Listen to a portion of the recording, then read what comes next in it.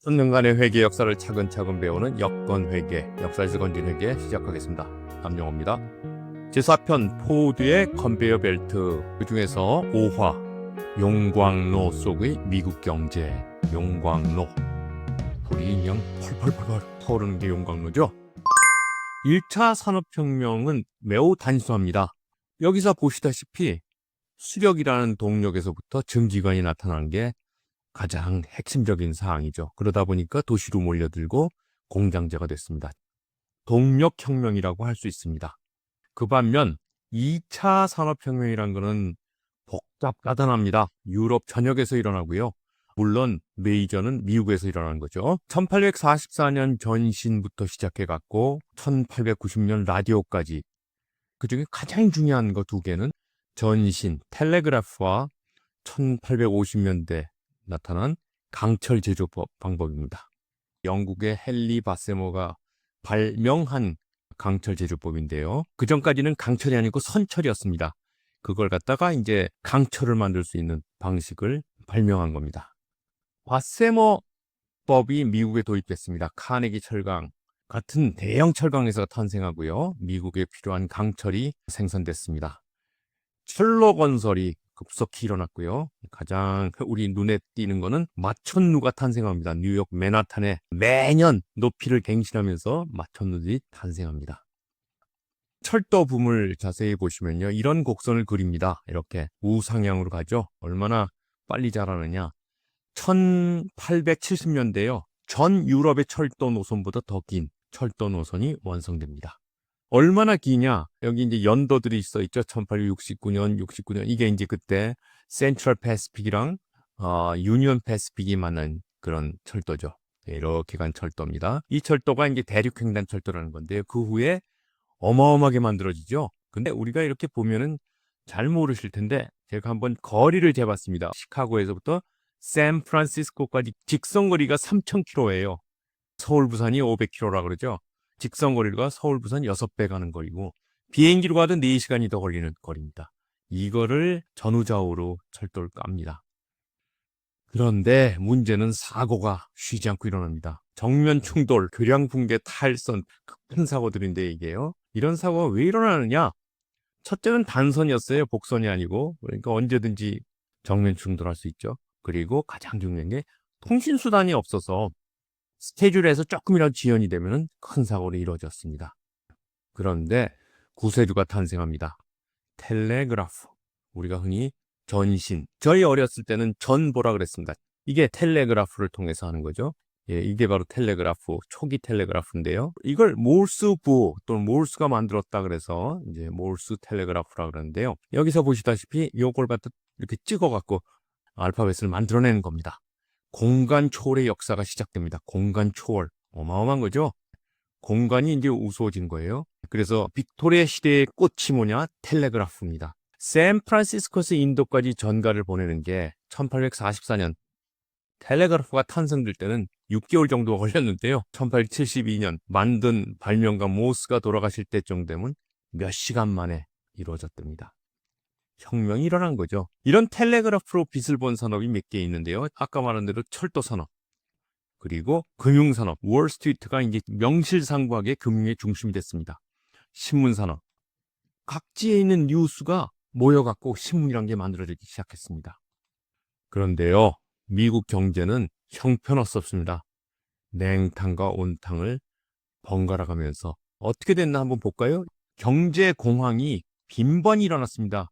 1819년 공황, 37년 공황, 57년 공황, 73년 공황, 93년 공황, 1907년 공황. 이 공황 굉장히 중요한 공황. 요 다음에 설명을 합니다. 5편에도 나오는데요. 어쨌든 이런 공황에 미국 경제는 쉴 새 없이 냉탕, 온탕을 왔다 갔다 했습니다. 1873년 공황을 한번 보면요.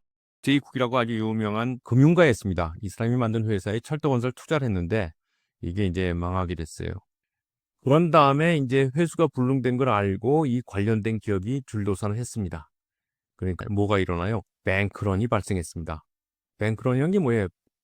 은행 앞에 줄 서서 자기 돈 찾으려고 하는 거죠. 그래갖고 뉴욕 증권거래소가 10일간 휴정을 했고요. 결국 6년간 극심한 불행에 시달립니다. 뱅크런, 이런 게 뱅크런이죠. 이건 과거에 있는 뱅크런, 아메리칸 유니언 뱅크에 사람들이 쭉 줄 서 있죠. 최근에 일어난 뱅크런, 2008년인가 일어난 뱅크런이 이제 여기 보면 동아은행이라는 은행의 홍콩 지사인데요. 사람들이 쭉 줄 서 있죠. 이런 걸 이제 우리가 흔히 뱅크런이라고 합니다. 결국 공황은 온탕, 열탕, 냉탕의 패턴으로 일어났습니다. 온탕. 일단 투자를 해요. 이때는 온탕이죠. 새로운 분야가 나왔으니까 투자를 하는데 이제 투기로 갑니다. 열탕이 됩니다. 그런데 열탕에서 이제 기업이 파산합니다. 그리고서 버블이 붕괴되고 버블이 붕괴되면서 뱅크런과 경제 공황이 일어납니다. 결국 투기 버블 공황 이 패턴이 계속됐습니다. 아까 말한 대로 19세기에 한 7번, 8번의 큰 공황이 있었습니다. 20년마다 공황이 일어난 거예요. 왜 그랬느냐? 그 원인 중에 하나가 이 도미노 효과를 막을 수가 없었습니다. 도미노 효과를 막으려면은 중앙은행에서 지불준비금 제도를 갖고 네 은행이 문제가 있다? 그러면 중앙은행이 내가 지불해 줄 수 있어. 나 돈 많아. 지불준비금 있어. 이렇게 해야지 막는 건데 당시 중앙은행이 없었습니다. 왜 중앙은행이 없었느냐? 이유는 간단해요. 제퍼슨 대통령의 철학. 어떤 철학이에요? 은행이란 더없이 천박한 도시 수준로의 상징에 불과하다. 이런 철학을 가지고 있는 제퍼슨 대통령의 영향력이 후세에도 미쳤습니다. 일단 해밀토니안이 승리를 해서 국가은행이 설립됐었어요.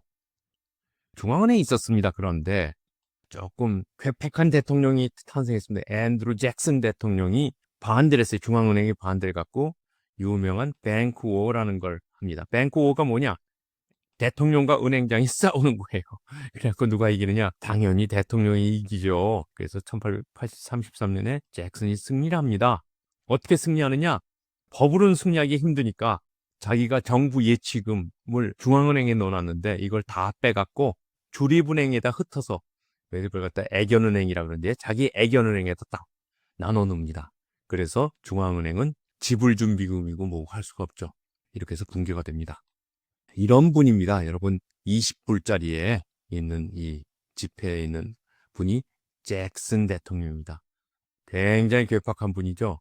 이분이 얼마나 괴팍하면요. 뱅코에 대한 그때 신문 풍자 만화를 보시면 이런 게 있습니다. 제너럴 잭슨 대통령이 여기서 칼을 휘두르고 있고요. 여기 보면은 이제 은행장, 그리고 여기 은행장 대표가 있네요. 은행장들이 전부 뱀 머리처럼 해서 나오죠.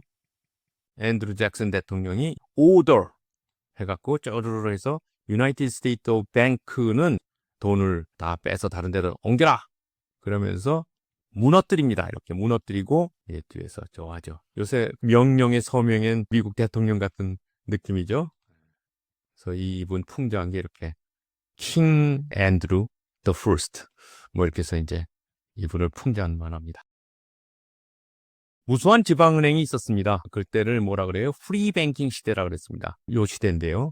근데 이때 어떤 분이 미국을 여행하다 수필을 썼는데 미국인들은 새로운 도시를 건설할 때 술집이 딸린 여관을 짓고 다음에 우체국 그리고 집 몇 채, 교회, 학교, 인쇄소를 짓고 이어서 은행을 지었다. 은행이 얼마나 많았으면 1834년에 여행했던 분이 쓴 수필입니다. 수천 종의 또 은행권이 남발됐습니다. 왜냐하면 수백 개 은행이 은행권을 발행했고요. 그래서 1860년에는 9천 정도가 있고 책이 나왔답니다. 뭐냐? 은행권 안내. 이게 있어야지만 어떤 은행의 은행권의 가치가 얼마인지를 알죠. 그랬는데 링컨 때 국립은행법이라는 법을 만들고 이제 안정화로 들어갑니다. 그래서 내셔널 뱅킹 시대인데요. 이때도 완전한 중앙은행은 아닙니다. 언제까지 기다려요? 1914년 우리 흔히 말하는 연방준비제도가 될 때까지 기다려야 됩니다. 앞으로만 가는 미국 재무회계는 엉망이었다. 복식국이라는 건 썼어요. 그런데 회계 방식 통일성도 없고 마음대로였고 배당금 지불도요. 잉여금 돈 번 데서 줄지 않고 자기 마음대로 처리했습니다. 이게 무슨 얘기냐? 그 당시에 이런 기사입니다. 외부의 장부를 공개하지도 않았다. 설사 보고서를 작성한다 해도 매우 비논리적인 문서로 평범한 주주들은 첫 장을 신청하기도 전에 포기해버렸다. 데니엘 드루라고 굉장한 투기꾼인데요. 이분이 뭐라고 하죠? 내부자가 아닌 이상 월스트리트에서 투기를 하는 것은 암소를 촛불에 비춰보고 사는 것과 같다. 자기도 투기하면서 자기는 내부자니까 이제 괜찮죠. 이렇게 재무회계가 엉망이다 이런 얘기를 드렸는데요. 회계에는 두 가지가 있습니다. 이렇게 기업 안에 관리자가 의사결정을 하는 체제와 여기 바깥에 주주들, 채권자, 투자자 이런 사람들이 있죠. 그렇죠? 이런 체제가 이제 기업의 환경인데요. 이때 이 기업과 외부 이해관계자의 관계하는 회계를 재무회계라 그러고요.